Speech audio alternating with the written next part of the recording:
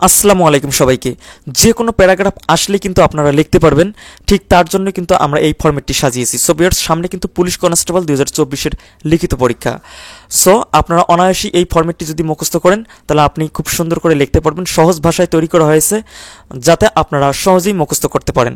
আপনাকে কোনো কিছুই করতে হবে না, যে কোনো প্যারাগ্রাফ আসলেই জাস্ট এই যে স্টার চিহ্ন দেখতে পাচ্ছেন, এখানে জাস্ট প্যারাগ্রাফটির নাম দিবেন। সো এই স্টার চিহ্ন জায়গা রয়েছে 1টা 2টা 3টা 4টা, এই 4টে জায়গায় জাস্ট ওই প্যারাগ্রাফটির নামটি দিয়ে দেবেন এবং এই যে ফরম্যাটটি আপনারা মুখস্থ করবেন এটি দিয়ে আসবেন। ব্যাস, যে কোনো প্যারাগ্রাফ আসলেই কিন্তু আপনি সম্পূর্ণ মার্কস পেয়ে যাচ্ছেন। সো ভিউয়ার্স, এটি কিন্তু দেখতে পাচ্ছেন ব্যাট সাইড সংক্রান্ত, অর্থাৎ ব্যাট সাইড সম্পর্কিত এই যে প্যারাগ্রাফটি, ব্যাট সাইড সম্পর্কিত যে কোনো প্যারাগ্রাফ আসলে কিন্তু আপনি এই ফরম্যাটটি ইউজ করতে পারবেন। সো আপনাদের সুবিধার জন্য কিন্তু আমাদের আজকের এই ভিডিওটি।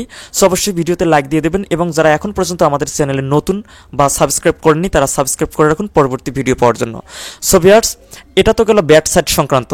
এখন আসি, যদি গুড সাইড সংক্রান্ত কোনো প্যারাগ্রাফ দিয়ে দেয় তাহলে আপনি কিভাবে লিখবেন। সো ভিউয়ার্স, এই যে আমরা স্ক্রলিং করে যাচ্ছি, আমি দেখতে পাচ্ছেন good side paragraph format. So যদি গুড সাইডের আসে সেক্ষেত্রে কিন্তু এই ফরম্যাটটি আপনারা ইউজ করতে পারবেন। এই যে ফরম্যাটটি, এই দুইটা যদি আপনারা মুখস্থ করেন তাহলে কিন্তু যে কোনো প্যারাগ্রাফ আসলেই আপনি লিখতে পারবেন, সেটা গুড সাইডের হোক আর ব্যাড সাইডের হোক। সো ভিউয়ার্স, একটার পর একটা প্যারাগ্রাফ এভাবে কিন্তু আপনি কখনোই মুখস্থ করতে পারবেন না।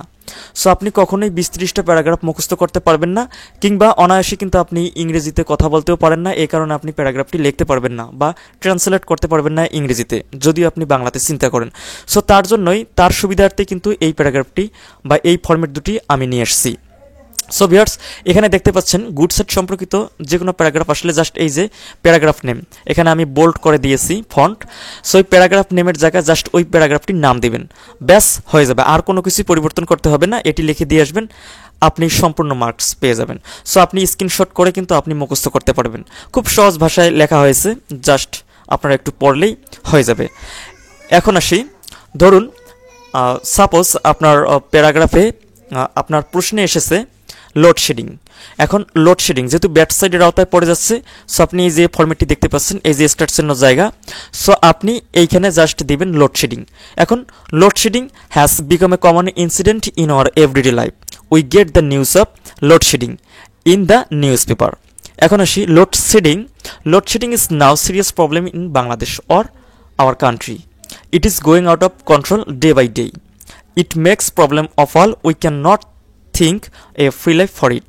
সো ভিউয়ার্স, আপনারা খুব সহজেই এই সেন্টেন্সগুলো আপনারা মুখস্থ করতে পারবেন। সো এই দুটি যদি ফরম্যাট আপনারা মুখস্থ করেন তাহলে যে কোনো প্যারাগ্রাফ যে কোনো পরীক্ষায় আসুক নাই কেন, আপনারা এই ফরম্যাট দুটি ইউজ করে আপনি কিন্তু প্যারাগ্রাফে মার্কস খুব সহজেই নিতে পারবেন।